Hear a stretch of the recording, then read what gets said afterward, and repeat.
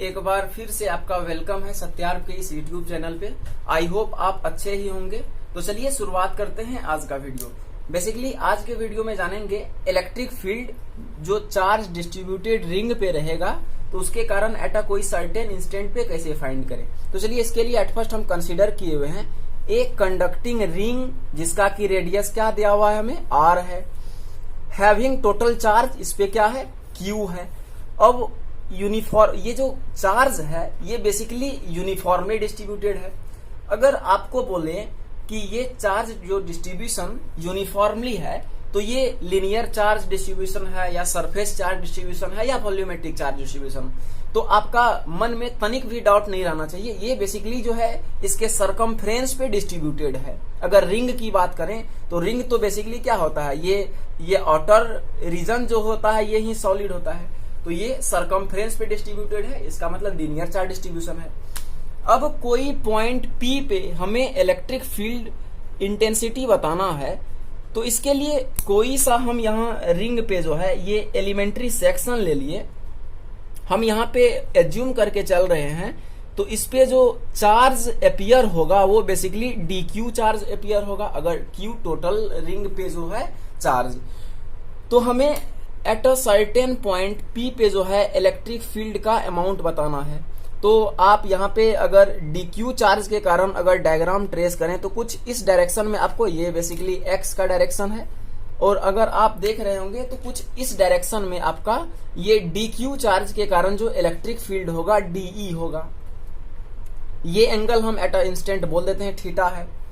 तो यहाँ भी जैसा कि प्रीवियस वीडियो में आपने देखा हम x के अबाउट कंपोनेंट लेते थे, y के अबाउट कंपोनेंट लेते थे, तो यहाँ बेसिकली अगर हम x के अबाउट कंपोनेंट बोले तो dEx का बोले तो ये बेसिकली dE cos थीटा होने वाला है।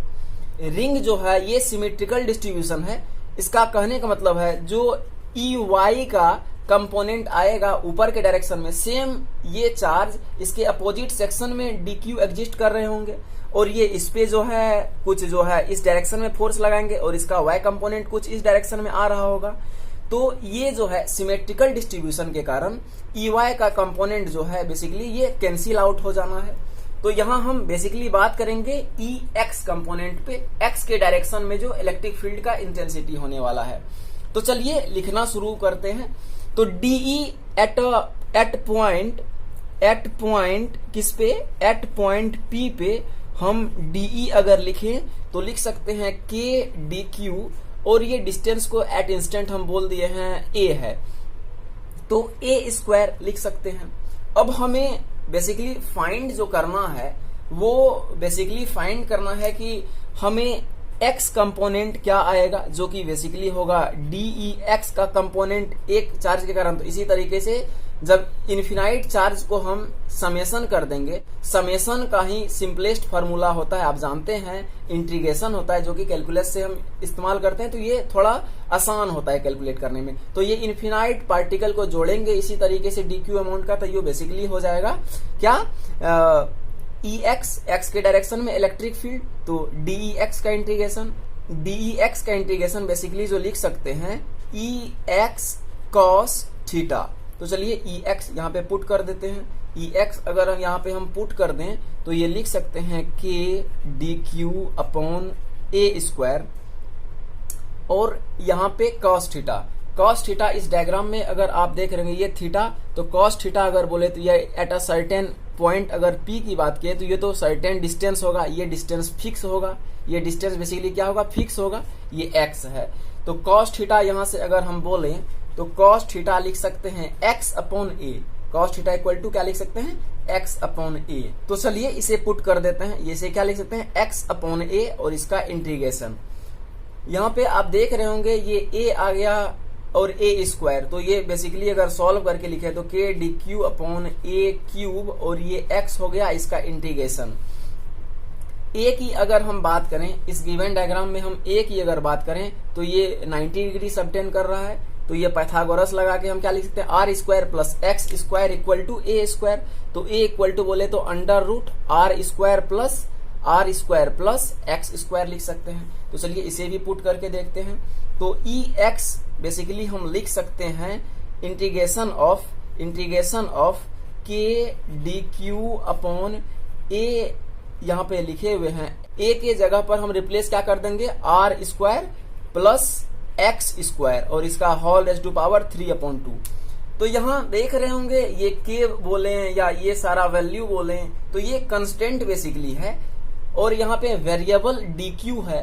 तो यहाँ पे आप अगर देखें तो ये हम बाहर कर देते हैं इंटीग्रेशन से r square plus x square का होल रेज़ टू पावर 3/2 और बेसिकली इंटीग्रेशन किसका डी क्यू का।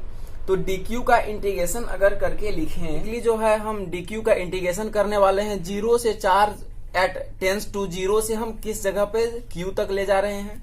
तो चलिए यहाँ पे देखने का प्रयास करते हैं। तो इसे अगर आप लिखना चाहें तो इसे लिख सकते हैं के x upon r square plus x square raise to power 3/2 और यहाँ डी क्यू का इंटीग्रेशन तो बेसिकली ये क्यू आएगा। तो इसे फर्दर हम component E at a point P पे अगर लिखें जो कि एक्स कंपोनेंट ही होगा तो ये बेसिकली हो जाएगा के q x upon r square plus x square whole raise to power 3/2। तो ये जो मैथमेटिकल एक्सप्रेशन आया है ये फर्दर ये इंटायर प्रॉब्लम में यूज होने वाला है, इसे आप रिमेम्बर कर लीजिए। चलिए अब ग्राफिटिकल एनालिसिस देखेंगे। अगर हम ये पॉइंट P जो है पॉइंट को एक्स एक्सिस पे अगर वेरी करें तो ये इलेक्ट्रिक फील्ड इंटेंसिटी का ग्राफ क्या होने वाला है तो इनके बारे में जानने वाले हैं। तो चलिए यहाँ पे देखते हैं। हमने एक्स एक्सिस पर जो बेसिकली है वो तो P का पोजीशन को हम डिनोट करेंगे, ये एक्स एक्सिस है, और वाई एक्सिस पे जो है हम intensity of electric field E को दिखाएंगे। जैसा कि इस एक्सप्रेशन में electric field at a point P में देख सकते हैं, जब वो चार्ज ये ओरिजिन हमने कंसीडर किया हुआ है कहाँ पे, तो ये आप अगर ये आप डायग्राम में देख रहे होंगे तो ओरिजिन हमने सेंटर ऑफ दिस रिंग बोला हुआ है। तो यहाँ पे अगर देख रहे होंगे तो सेंटर ऑफ रिंग पे एट अ पॉइंट P पे x का वैल्यू बेसिकली क्या आएगा 0 आएगा। केस 1 यहाँ पे एज्यूम कर रहे हैं जब जो है वो पॉइंट P का कहाँ पे हो जाए, point P x equal to 0 पे हो जाए। तो उस केस में अगर आप इस एक्सप्रेशन EP का अगर देखें तो ये x से मल्टीप्लीकेशन है, तो ये इंटायर वैल्यू जो है बेसिकली 0 हो जाएगा। सेकेंड केस हम एज्यूम कर रहे हैं, केस सेकेंड हम सेकेंड केस में कंसीडर कर रहे हैं जब x जो है मच मच ग्रेटर r हो जाए तो EP का एक्सप्रेशन हम लिख सकते हैं के q x upon r square plus x square है। तो x बहुत ज्यादा है r से तो इसे हम जो है नेग्लेक्ट भी कर सकते हैं। तो हम लिख सकते हैं नीचे वाला expression x square whole raise to power, तो EP का एक्सप्रेशन लिख सकते हैं के q x upon x square whole raise to power 3/2। तो यह कैंसिल आउट हो गया। तो यहां से अगर लिखें तो एक्स क्यू, यहां से फर्दर सिंप्लीफाई कीजिए तो 1/x स्क्वायर। तो EX जो प्रोपोर्शनल है एक्स स्क्वायर के आ गया। तो ये पॉइंट चार्ज के कारण जैसा हो रहा था कुछ ये देख रहे होंगे जब ये जो है वैल्यू जब x का उसमें लिस्ट आएगा तो उस पॉइंट पे जो है मैक्सिमम देगा और जब इन्फिनाइट पे चले जाएगा तो 0 हो जाएगा। तो अब आप ग्राफ को कुछ इस तरीके से लिख सकते हैं, ये पीक पॉइंट आएगा एक इंस्टेंट, क्योंकि इधर से ग्राफ इंक्रीजिंग है और इधर जाने के बाद है ये इधर वाला ग्राफ 1/r² डिक्रीजिंग ग्राफ है। तो यहाँ पे तो ये जो पॉइंट बेसिकली है ये किस पॉइंट पे ये पीक पॉइंट आएगा इस ग्राफ का, तो इसे आप सॉल्व करके लिख सकते हैं EP अपॉन dx, क्योंकि EP का डिफरेंशिएशन dx के रिस्पेक्ट में कीजिएगा तो वहां से फाइनली आप सॉल्व करके आएगा जो बेसिकली आएगा r/√3। तो ये पीक वैल्यू जो है ये कहां पे आएगा r/√2 जब ये पॉइंट होगा, जब हम ये प्लेस्ड करेंगे पॉइंट चार्ज को कहां पे, ये पॉइंट चार्ज को r/√2 डिस्टेंस पे, तो ये बेसिकली पीक पॉइंट आएगा इस ग्राफ का। और इसे सॉल्व किस तरीके से कर सकते हैं, d/dx of EP। I hope आपको आज का वीडियो समझ में आया होगा।